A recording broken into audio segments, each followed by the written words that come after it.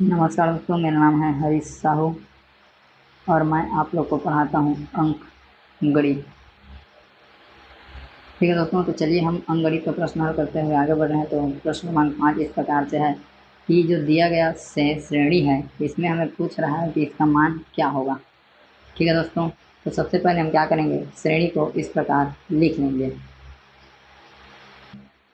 श्रेणी को लिखने के बाद जो नीचे का संख्या है जैसे 20, तो इसे हम 4 गुणा 5 लिख लेंगे। ये 30 है, इसको हम 6 गुणा 5 लिख देंगे।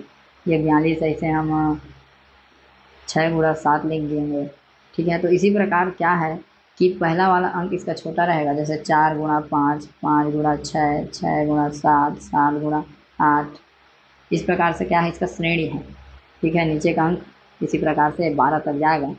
तो हम इन पदों का योग का यहाँ पर सूत्र लगाएंगे। ठीक है, तो वो होता है प्रथम पद, प्रथम माइनस अंतिम।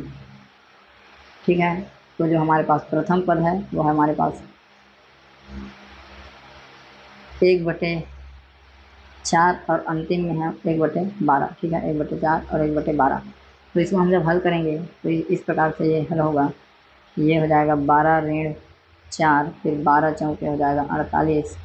फिर जब 12 में 4 घटेगा तो हमारे पास आएगा 8/48। फिर ये हो जाएगा 8 एकम 8 और 8 छक्के 48। ठीक है, तो इस प्रकार से हमें 1/6 मिलेगा, 1/6 मिलेगा।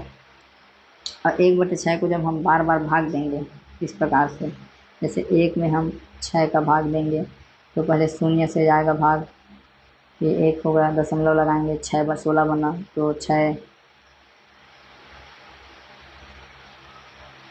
एकम 6 हो जाएगा।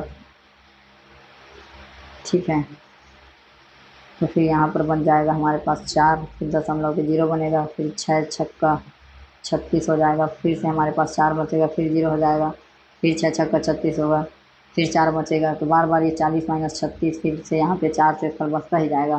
तो यहाँ पे क्या लगा देंगे हम, बार, 6 को बार बार दोहरा रहा है। ठीक है दोस्तों, तो इस प्रकार इसका उत्तर होगा 1.16 और इसके ऊपर बार।